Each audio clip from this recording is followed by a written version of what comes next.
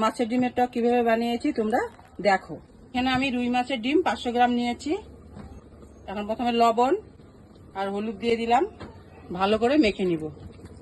কড়াইতে সরষের তেল দিয়ে দিলাম, তেলটা গরম হয়ে গেছে। এখন বড়াগুলা ভেজে নিব। এক পিঠ ভাজা হয়ে গেছে, আরেক পিঠ ভেজে নিব। আমার বড়াগুলো ভাজা হয়ে গেছে, লাল লাল করে ভেজে নিয়েছি। সবগুলো বড়া এভাবে ভেজে নিব। কড়াইতে তেল দিয়ে দিলাম, সরষের তেল। তেলটা গরম হয়ে গেছে, শুকনো লঙ্কা দিয়ে দিলাম 3টা, ভেজে নিব। শুকনো লঙ্কা ভাজা হয়ে গেছে, এখন আমি সরষা ফোড়ন দিয়ে দিব, কালো সরষা। এখন আমি তেঁতুলের কাঠটা দিয়ে দিব, রাত্রেবেলা তেঁতুল ভিজিয়ে রেখেছিলাম। পরিমাণ মতো লবণ দিয়ে দিব, আর দিয়ে দিলাম হলুদ।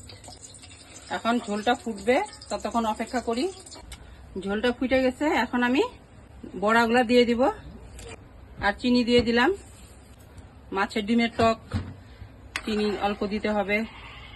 তোমরা এবার বাড়িতে মাছের ডিমের টক বানিয়ে খাবে গরমে। এখন অল্প ঢেকে দিব। ডিম দিয়ে টক আমার রান্না হয়ে গেছে, এখন আমি নামিয়ে নিব। নামিয়ে নিচ্ছি মাছের ডিমের টক। ভিডিওটা যদি ভালো লাগে লাইক কমেন্ট ফলো করে দিও। Thank you.